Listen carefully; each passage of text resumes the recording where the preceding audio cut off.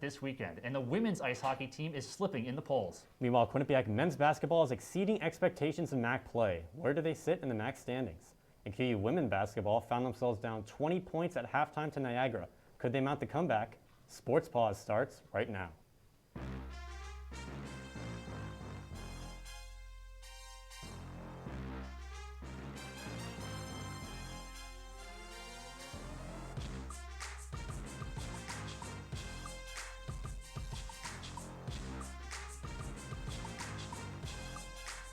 And we welcome you into Studio 125. I'm Ross Meglin. That is AJ Fernrohr. It was a busy winter break for all Quinnipiac winter sports. We have a very busy show. But not only is it the first show of the semester, it's also AJ's first show on desk. You ready to go? Oh, absolutely. I'm honored to be in the first show of the semester. It's ready to unpack the action. Let's get started. We'll start with men's ice hockey last Wednesday at Princeton.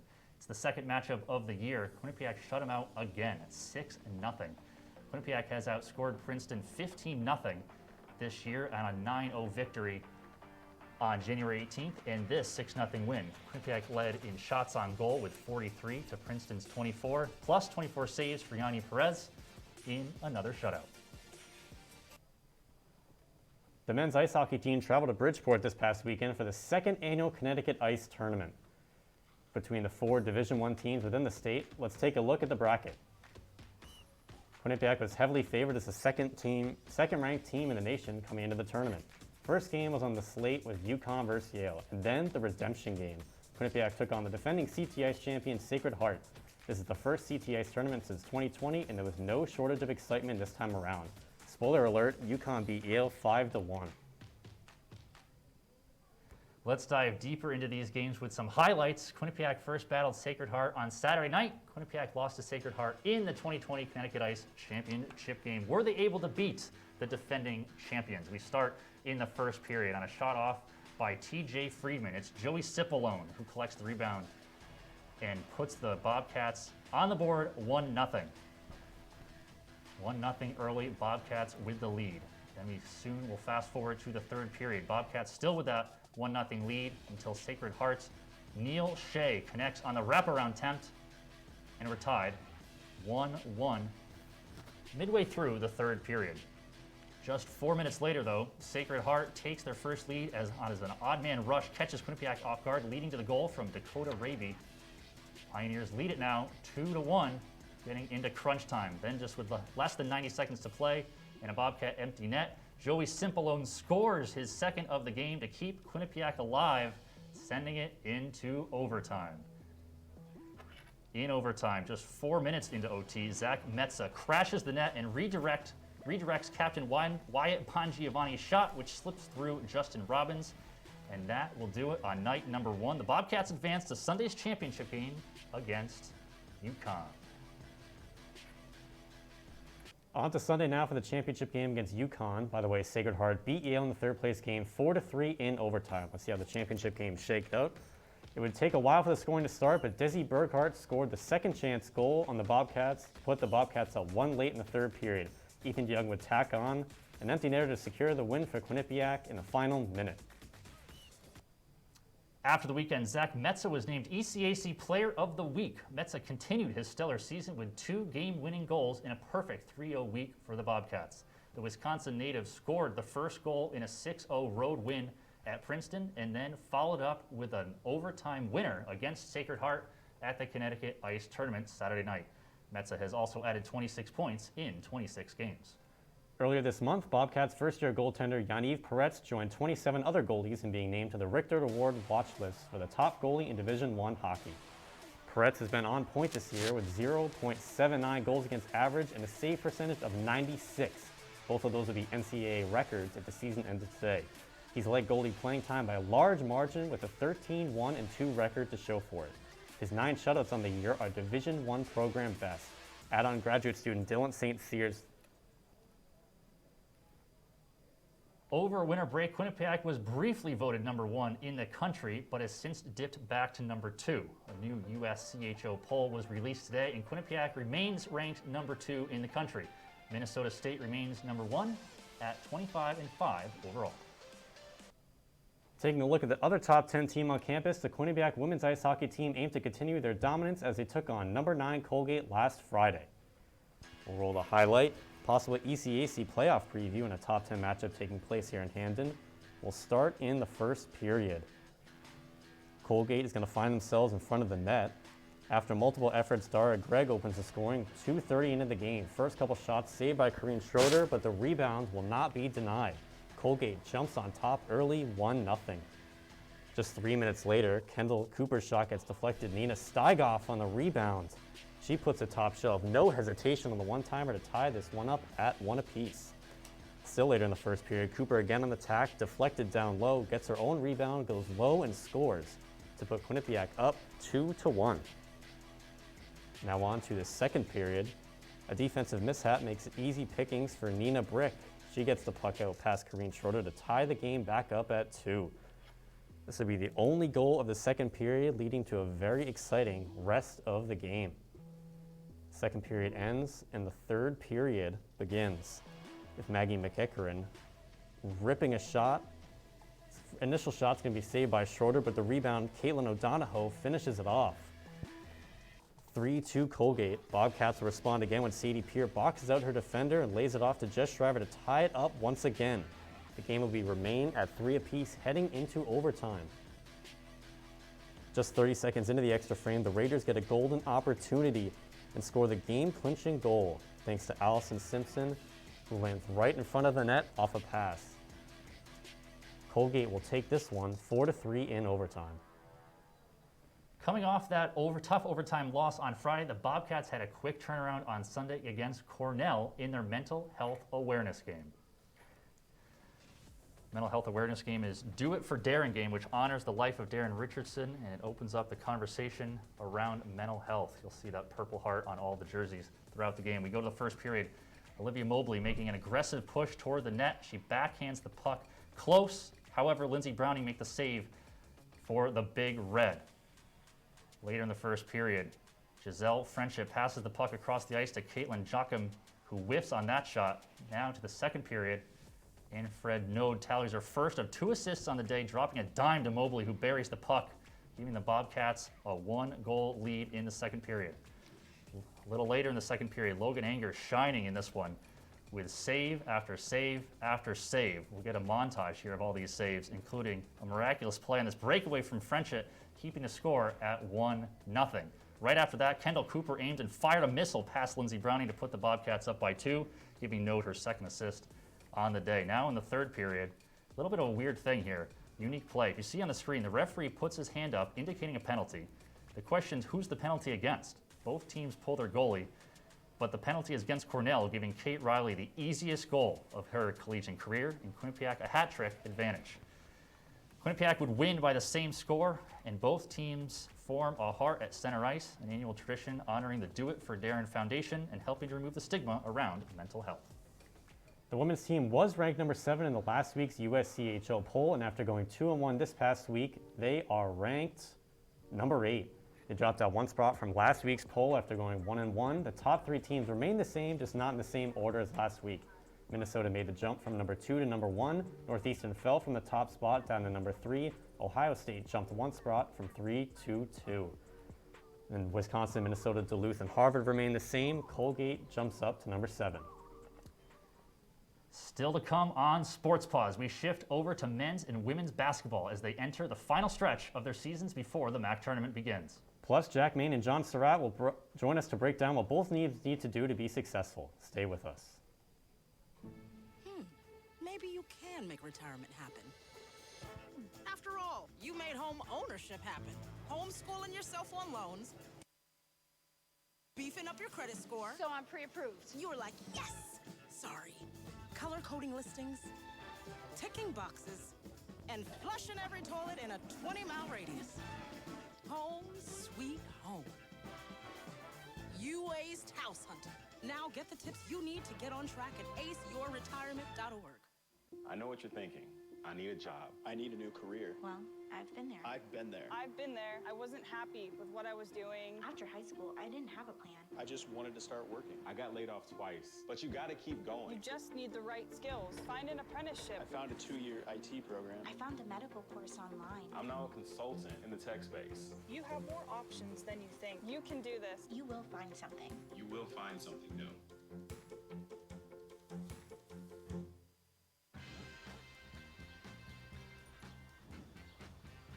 adopt a shelter pet, we discover they're a unique mix of all kinds of things. Come on, Jules, spot me on this last one. There it is.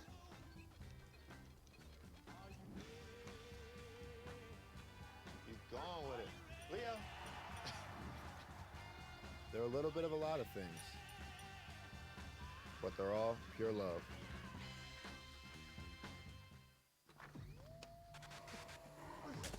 Multiple studies have shown that marijuana can slow both driver reaction and response time, which can be really dangerous. It's here. It's here. Wait. What? I can't drive. Why? My. Oh.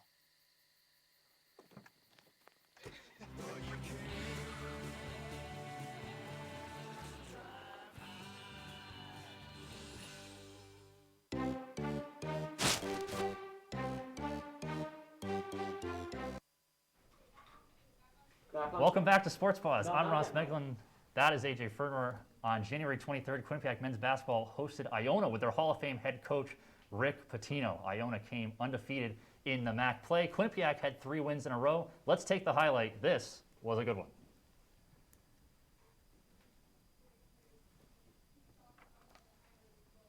So the undefeated Iona Gales traveled to Hamden to take on the Bobcats. It was really just a battle, AJ, of the old and the new. Quinnipiac coach Baker Dunleavy, just 39 years old, and Rick Pitino at 69, Hall of Famer Rick Pitino across the sidelines. Start in the first half, Gales had a 21-8 lead to begin the game, and we go over to Elijah Joyner, helping to run in with this lob to Nelly Jr. Joseph, and he kind of just lobs that one up there. Not much to it, but here we're going to get some more Jr. Joseph. He was all over the place in this one. Here he is backing down J.J. Riggins down low, making that look like a little bit of a silly play right there. Here's Brendan McGuire over to Tyrese Williams. He pulls up a little step to the left and drills the 3. Tyrese Williams doing it all right here. Here's McGuire, a little J from mid-range. Want to see him taking a little bit more of those in the game, but we go to the second half, and the second half was all Iona. Focusing now on Tyson Jolly, the Gales' leading scorer. Switches to the corner off a 3 here from Junior Joseph. And here, let's get some more Jolly right here. Another lob to him. That's a slam dunk, and Jolly was also doing the dirty work, driving inside with this left missed layup. But the final score, Iona stays undefeated, 76-61. Trying to rebound after their loss to Iona, the Bobcats hosted Marist in the final game of a 4-game homestand. We'll take off. Interesting sight here. Before the game, Bernie Blunt and Savion Lewis matching boots before the game, leaving Desi Jones to take up point guard 1 responsibilities. Now we'll take in the first half. He didn't waste any time taking those responsibilities. It'll hit Taimu Chenery in the corner. His shot goes in, out, bounce it in for the first points of the game. Quinnipiac was able to grab a huge first half lead thanks to their full court press. Here's Tyrese Williams getting it out to Desi Jones. His corner 3, that's good. Check out this play, Ross. Matt Belanc up under scoop. Oh, we saw that on SportsCenter the other day. Yeah, might be worthy of a top 5 play. Check out this, Desi Jones, so hot from the field that he actually threw it in. He was trying to lob it to Taimu and it went in. Thought it was a 3-pointer. That actually counts as a 2, believe it or not. 3 in our hearts though. Anyways, now to the second half. Bobcats up 21 at the half. Then things started to go the Red Foxes' way. Marfo tries to run into a pack of Red Foxes, doesn't get the call, he's frustrated. Then it was all Marist. 3-pointer right there. Bench is getting hyped about it. Jordan Jones boxes out Rigoni perfectly in the emphatic slam. Marist will get to within 1 before clutch time. Matt Belanc hits a corner 3. 30 seconds later, next possession, almost the same spot, but the same result. Matt Belanc dagger. And Chenery, the slam to capitalize the win. Bobcats will win 94-87 for their 11th win of the year. After that win, the Bobcats packed up and headed to New York to face off against Siena on Sunday. Mackenzie Deweese had a double-double, 17 points, 10 rebounds. Amani Free had 14 points in a team-high 40 minutes. Bobcats did not even hit a 3-pointer in the second half, Ross, but they were still able to stave off Siena. The MAC announced today Kevin Marfo as the men's Player of the Week. This is his second time being named Player of the Week this season. Marfo recorded a pair of double-doubles last week over 2 games, averaging 16.5 points, 14 rebounds, and 4 assists per game. Marfo added 17 points, 11 rebounds, and 5 assists in Friday night's win over Marist, then another 16 points, 14 rebounds, and 3 assists on Sunday at Siena. Marfo has a MAC best 9 double-doubles so far this year and also leads the conference in total rebounding with 10.6 per game. After the loss to Siena, the men's team has now lost 2 of the last 3 games. With 9 games left before the MAC tournament, Quinnipiac plays 5 of them on the road. Looking at the MAC standings as of today, Quinnipiac is 6-5 in league games, currently 5th. The basketball season for the Bobcats have gone relatively well so far, but are not without their struggles. Here to break out the stethoscopes are men's basketball insiders Jack Main and John Surratt to tell us how the teams remedy their mistakes. Welcome to Main and Surratt LLC. Is that what you call a doctor's office? Nonetheless, we're here to diagnose the problems that exist within both the men's and women's basketball teams. Let's start off with the men's team. Listen, this was a team at the beginning of the season that struggled in the start of games, and that has now transitioned into the finishing games, being up big at halftime and then allowing teams to come back. That is why I am prescribing the men's team smelling salts.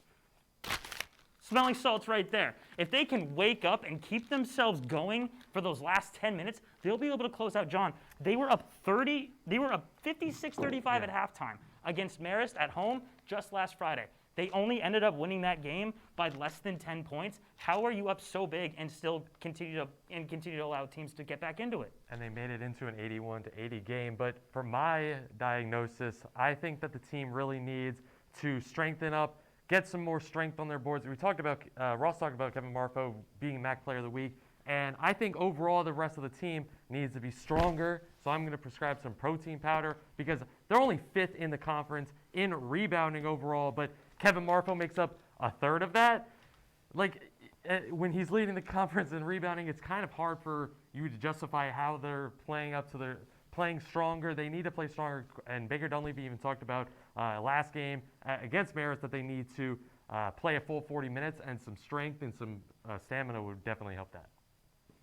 Moving on to the women's side, John, what do you have for Trish Fabry's squad? Well, for me, I'm going to go with some fish oil pills because, well, when you saw against Niagara as well, and throughout parts of other games, they just don't show some heart. They need to get a little bit stronger heart throughout. Like, it shows throughout the team, throughout the games, at many points as well. Fish oil also definitely helps with concentration and focus. And they're just, when this team's looking to win the MAC at the end of the season, they got to focus. They got to be consistently playing these teams, especially against teams like Niagara, who are definitely under talent-wise compared to Quinnipiac. When they're second in the MAC right now, they're vying for that MAC championship. And for the women's basketball team, they need to be able to focus and have stronger heart throughout the rest of their games. John, I agree with you on everything you just said, which is why I am prescribing Trish Fabry's squad some Claritin D to clean up this fog as to who needs to be on the court. Listen, Rose Caverly, she's been starting at the 2-guard all season.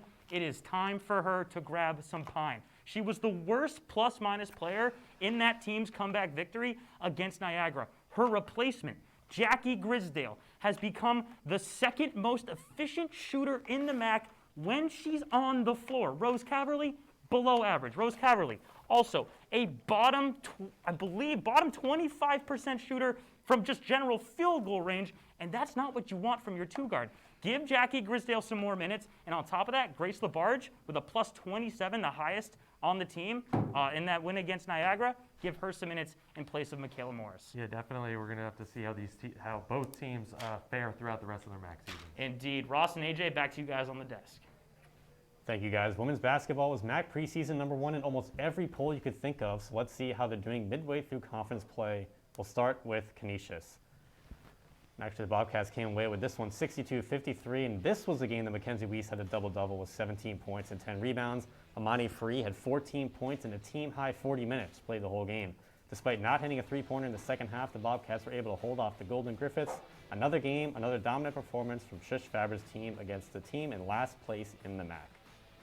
We will keep it rolling with women's basketball. Quinnipiac winners of their last 3 games looking to keep the momentum going against Niagara to make it 4 wins in a row. The Bobcats were down by 26 points in this game.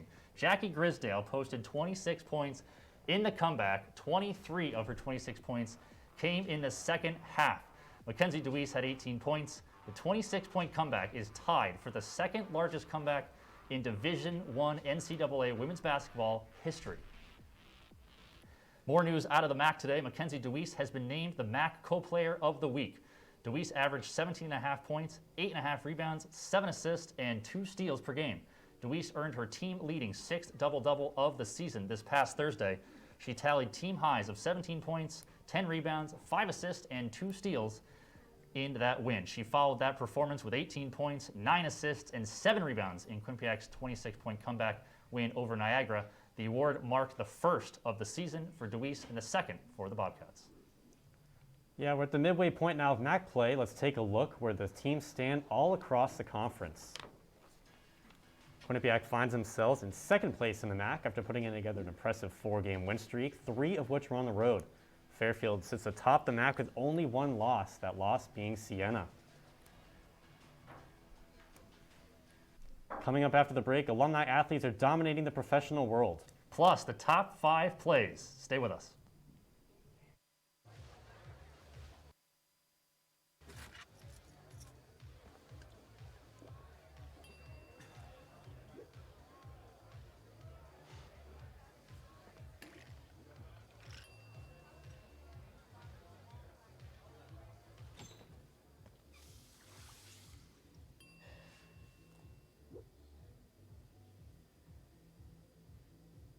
If you need to do something to feel okay to drive, you're not okay to drive.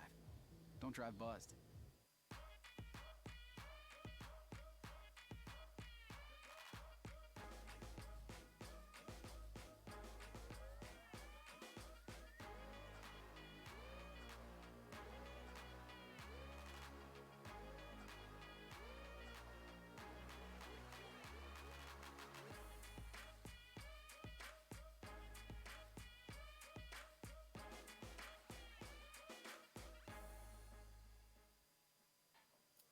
What do you think you're doing, Kevin? Was just gonna drive home. There are several warning signs present that you shouldn't be driving. Like hearing voices? Like your text-to-emoji ratio? Oh man, the selfies. Selfie. Nailed it. We all have warning signs that let us know that we're probably not okay to drive. Mine is pretending to be your subconscious. Craig, come on man, let's put a ride home.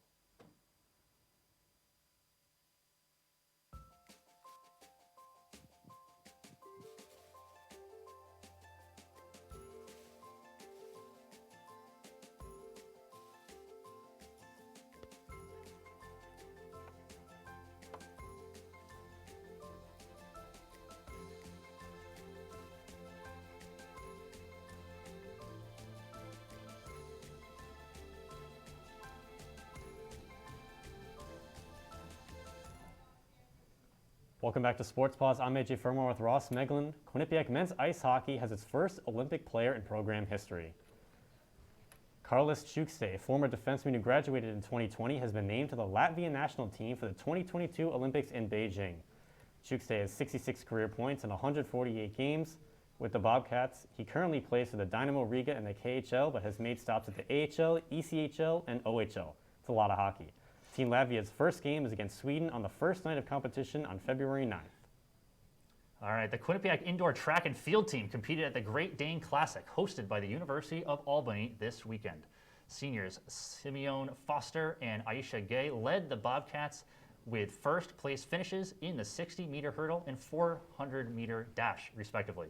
Gay won the event despite starting in 5th section without any starting blocks. She is now ranked 6th in the program's top 10 list with her time in the 400-meter. Senior Emily Young also notched a career best in the 1-mile event, which broke into the top 4 of the program's best times in the event. Another former Bobcat showing out in the global stage, 2018 graduate Alona Marr was named player of the final for USA Women's Sevens.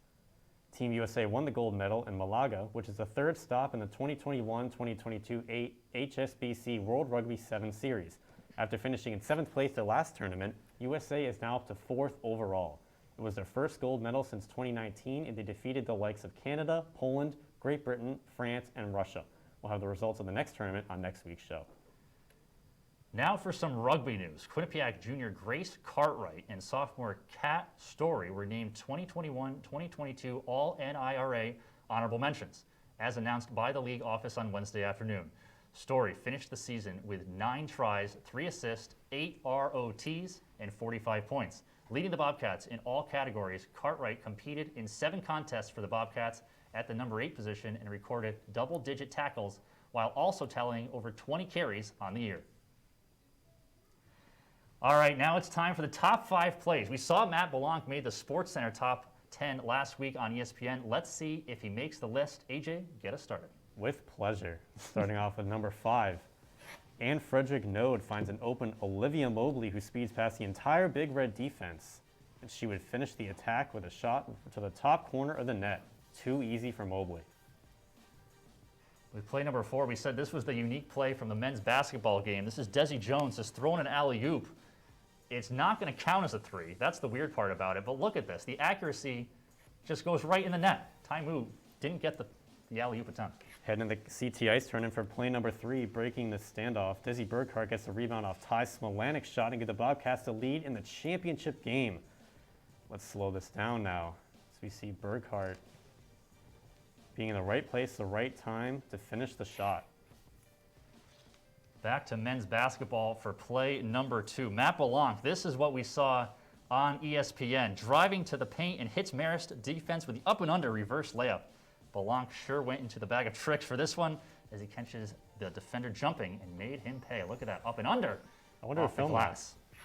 Wonder who filmed it. I think that was you. All right, play number 1. Back to the ice now. Overtime against Sacred Heart. Zach Metza makes it all the way down the ice, eventually rolls the puck past the goalie, sending the Bobcats to the championship. This is Metza's 2nd game-winning goal of the year, and it cannot have come at a better time. Quinnipiac, like we said, would go on to beat Uconn 2-0 and claim the CT Ice Tournament title.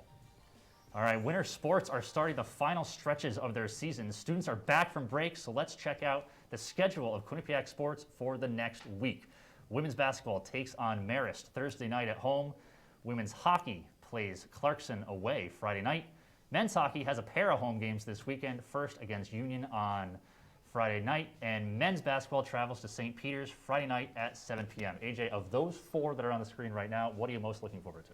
Now, despite the fact that there's a packed Friday, 3 games, I'm going to go with the one game that's not. I'm going to go Quinnipiac versus Marist. Women's basketball, I think everyone, like they said, Quinnipiac women's team was voted number 1 in the coaches poll. They had a little rough start. A lot of people thought they were going to be undefeated in the MAC, like they've done 3 of the last 5 years or so. But 4 of the last 4 games, I think this is really a good game for that deciding. Do they kind of fall back to their losing ways, or do they really accelerate? How about you, Rob? Yeah, I guess, we're biased. We're basketball guys. You're a women's basketball beat reporter. I'm a men's basketball beat reporter. I'm looking forward to the men's basketball game against St. Peter's. Even though that is an away game, it is, St. Peter's and Quinnipiac are really tight in the top of the MAC right now. So if Quinnipiac can pull off a win, it'll be big for them. Baker Dunleavy has said it. If they can win on the road in the later half of the year, they'll be looking and feeling very good at the start of the MAC tournament. That's it for the first Sports Pause of the semester. Make sure to follow us on social media at Q30 Sports to stay up to date on all things Quinnipiac sports, and tune into the shows on Q30.tv.com. For AJ Ferner, I'm Ross Meglin. Thank you for watching.